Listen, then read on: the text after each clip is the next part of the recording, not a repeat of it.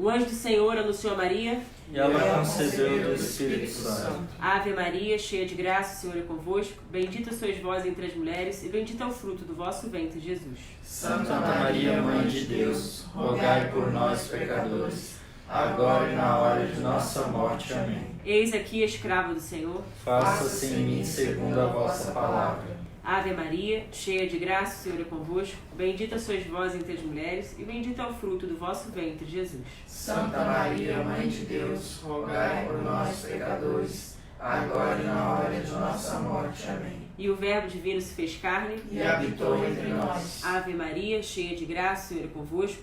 Bendita sois vós entre as mulheres, e bendito é o fruto do vosso ventre, Jesus. Santa Maria, Mãe de Deus, rogai por nós, pecadores, agora e na hora de nossa morte. Amém. Rogai por nós, Santa Mãe de Deus, para que sejamos dignos das promessas de Cristo. Oremos. Infundi, Senhor, como vos pedimos, em nossos corações a vossa graça, para que, conhecendo a anunciação do anjo, a encarnação do Verbo Jesus Cristo, cheguemos por sua paixão e morte à glória da ressurreição, pelo mesmo Cristo, Senhor nosso. Amém. Glória ao Pai, ao Filho e ao Espírito Santo. Assim como era no princípio, agora e sempre, por todos os séculos dos séculos. Amém. Glória ao Pai, ao Filho e ao Espírito Santo. Assim como era no princípio, agora e sempre, por todos os séculos dos séculos. Amém. Glória ao Pai, ao Filho e ao Espírito Santo. Assim como era no princípio, agora e sempre, por todos os séculos dos séculos. Amém. Santo anjo do Senhor, meu zeloso guardador, se a ti me confiou a piedade divina, sempre me rege, me guarde, me governe, me ilumine. Amém. São João Bosco, rogai por nós. Nossa Senhora Auxiliadora, rogai por nós. Do Pai, do Filho e do Espírito Santo. Amém. Viva Cristo Rei! Viva! Maravilha. Obrigada, queridos. Então, aqui no gabinete a gente tem essa praxe de, ao meio-dia, 6 horas, nós rezarmos o Ângelus. E hoje é um dia muito especial, dia de todos os santos, em que celebramos a comunhão da igreja, a comunhão dos santos. Até mesmo porque nós sabemos, nós temos a igreja militante, que somos nós, a igreja padecente, que são aqueles que estão no purgatório, padecendo no purgatório, e temos a igreja triunfante, ou seja, os santos que já estão contemplando a visão beatífica da glória de Deus. E para lá que nós queremos ir, evidentemente. Então, por isso que nesse dia, 1º de novembro, está bem juntinho do dia 2 de novembro, que é o dia de finados, que nós celebramos ali a igreja padecente, né? Então, a comunhão dos santos, esse dia tão especial. Bem, meus queridos, então, o motivo dessa live é nós falarmos um pouquinho, fazer um resumo breve desta semana. E o primeiro ponto que nós queríamos tratar aqui é de um projeto de lei que ele foi aprovado no plenário da Câmara dos Deputados. O projeto de lei 8833 de 2017, que tipifica o crime de automutilação. Uma grande vitória, inclusive foi consensual, graças a Deus. Todos percebem a importância dessa tipificação penal agora, né, através dessa aprovação desse projeto de lei. E lá tivemos então essa vitória no plenário da Câmara. Sem prejuízo, nós tivemos na quarta-feira uma audiência pública no âmbito da CCJ para tratar do tema prisão em segunda instância. Ou seja, nós sabemos que temos a PEC 410, na verdade, lá na CCJ, e essa PEC 410 de 2018, ela está sendo trabalhada, nós estamos discutindo essa PEC, a sua admissibilidade na CCJ, e por isso foi realizada essa audiência pública para tratarmos dessa prisão em segunda instância. Sem prejuízo também, eu queria lembrar que ontem eu fiz uma reunião lá no Conselho Federal de Medicina, né, na sede do CFM, e foi muito, muito importante essa reunião, porque nós falamos sobre a MP, a medida provisória 890, que veio do Poder Executivo para apreciação aqui do Congresso Nacional. E está em vias de votação, ou seja, a qualquer momento essa MP irá para o plenário para nós votarmos. Foi feita a discussão do mérito na comissão mista, e lá eles fizeram, eu não sou membro no caso, mas na comissão mista fizeram algumas emendas, e essas emendas não foram do agrado dos médicos. E foi exatamente disso que nós tratamos ontem na reunião no CFM, no Conselho Federal de Medicina, que contou inclusive essa reunião com a presença da ministra Damares Alves. E nós ouvimos as demandas, os apelos dos médicos, porque de fato a MP 890, que institui o programa Médicos pelo Brasil, é uma MP meritória. Mas precisamos fazer alguns ajustes porque muitos médicos ficaram muito insatisfeitos com o texto das emendas. E por isso nós temos que agora realmente fazer essa análise mais profunda, ouvindo esse apelo dos médicos. E, se Deus quiser, nas próximas semanas, acredito que na próxima, se tudo der certo, nós faremos aqui na Câmara uma audiência pública para tratar deste assunto, ou seja, a MP 890 de 2019. E provavelmente na outra semana nós já votaremos no plenário, porque o seu prazo limite se encerra no dia 28 de novembro. Enfim, agora vamos falar do que aconteceu na imprensa. Vocês têm acompanhado, né, como eu, que o nosso presidente Bolsonaro ele tem sido duramente atacado e tem havido inúmeras injustiças na pessoa dele. Ou seja, a gente percebe que a Globo, a Rede Globo, que eu gosto de chamar de Globo Lixo, né, e outras emissoras têm tentado atacar cada vez mais a honra do nosso presidente, inclusive insinuando que o nosso presidente tem algum envolvimento com o crime da Marielle, ou seja, que o crime de assassinato da vereadora Marielle Franco. Isso é um absurdo dos absurdos, já foi provado, inclusive o depoimento do porteiro já foi provado ser falso, então ele mentiu. Eu até fiz um discurso ontem no plenário da Câmara perguntando quem mandou o porteiro mentir e também questionando, né, quem mandou matar Bolsonaro, quem encomendou aquela facada, porque a facada não foi direcionada ao presidente. Na verdade, a facada ela foi direcionada a toda a democracia, porque hoje nosso presidente Bolsonaro ele é o símbolo, ele representa, porque ele foi eleito democraticamente. Então, foi uma facada, sim, direcionada à democracia. Então, nós estamos vivendo tempos muito difíceis, de uma imprensa suja e canalha, temos que dizer aqui, né, que através de suas patifarias tentam proferir mentiras atrás de mentiras, mentiras deslavadas, para afetarem a honra do nosso presidente e também de quem está ao lado dele, quem compõe a bancada, digamos assim, do governo. Ou quando eu falo bancada do governo, me refiro à base do governo. Então, todos nós, digamos assim, podemos ser alvo. Mas isso não pode jamais nos intimidar, até mesmo porque, né, nós estamos aqui como soldados do Brasil. E foi exatamente esse discurso que eu fiz ontem na Câmara, no plenário, para mostrar que nós não recuaremos. Pelo contrário, nós vamos avançar cada vez mais, ainda que nós tenhamos que colocar a nossa vida em risco. Por quê? Porque nós não podemos ter medo.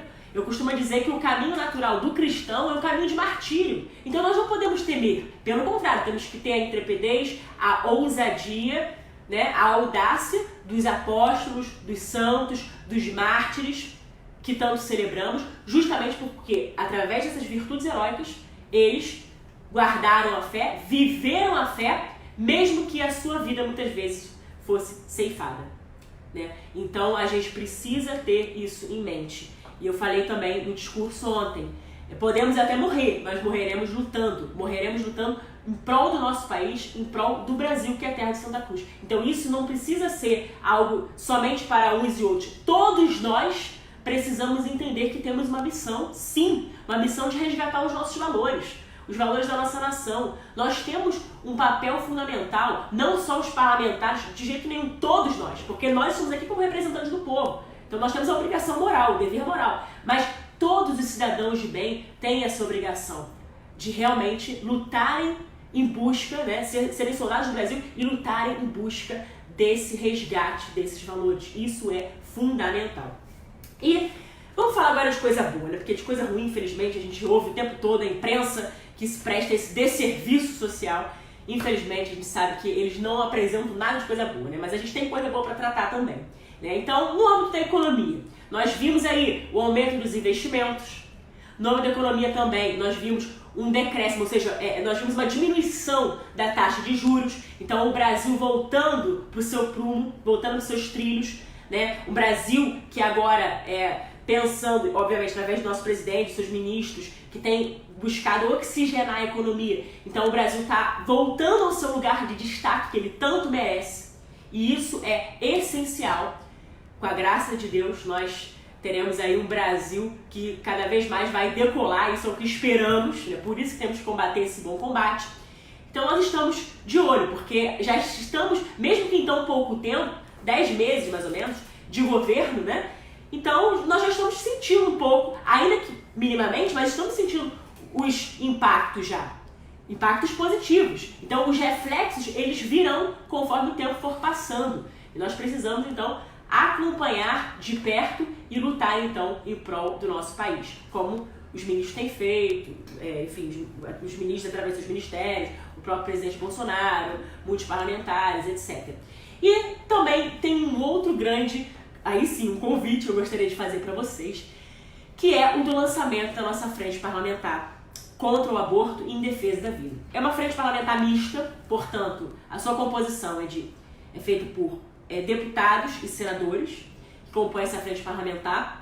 E essa frente parlamentar contra o aborto e em defesa da vida tem como objetivo, claro, lutar contra o aborto em todas as circunstâncias. Não tem negociação para a pauta pró-vida.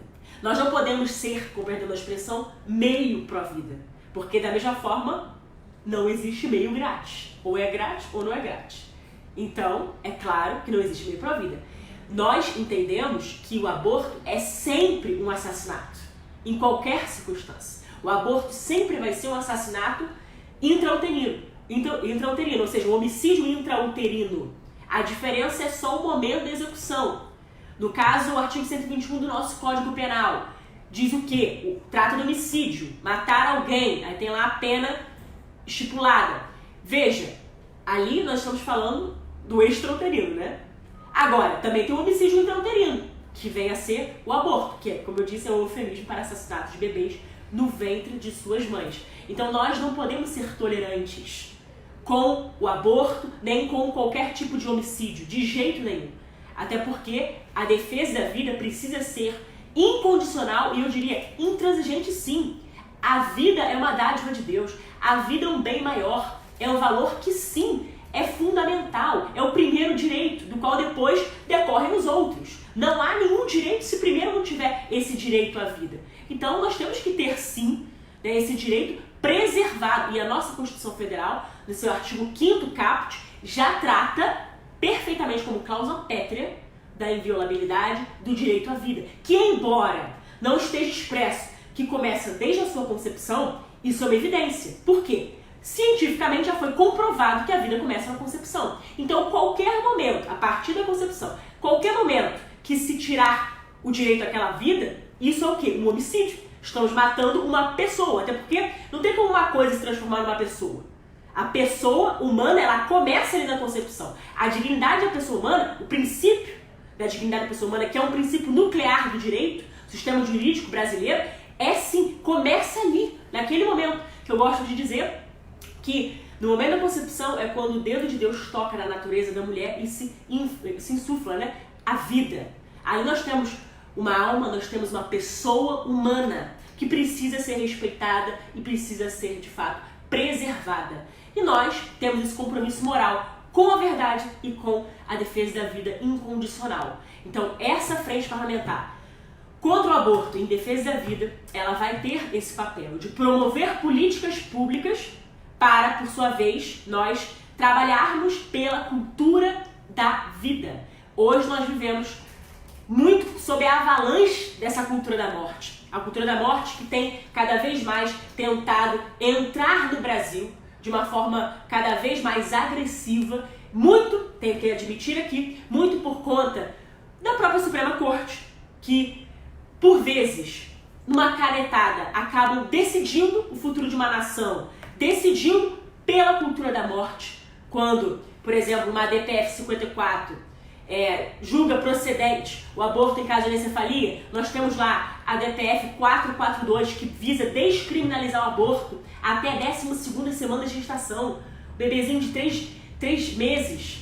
Meu Deus do céu, algo gravíssimo, que infelizmente nós vemos que a Suprema Corte parece que tem esse compromisso. Né? Ali nós vemos muitos expoentes dessa cultura da morte.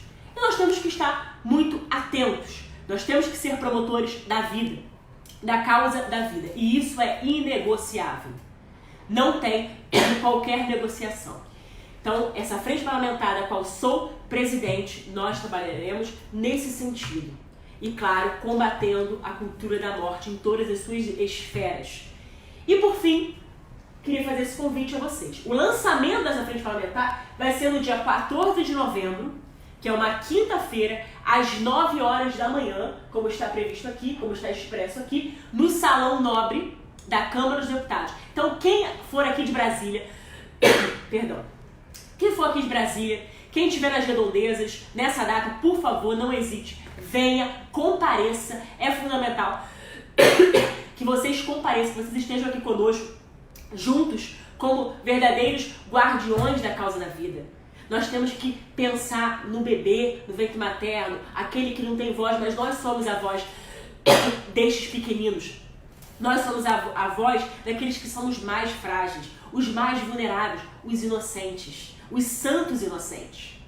Então, se vocês puderem, por favor, não hesitem, venham mesmo. E se você também não for de Brasília, não tem problema não. Se tiver oportunidade, venha, que será muito bem-vindo e acolhido aqui no dia 14 de novembro, quinta-feira, às 9 horas da manhã, no Salão Nobre da Câmara dos Deputados. E o convite é extensivo a todos vocês. Espero e conto com a presença de todos.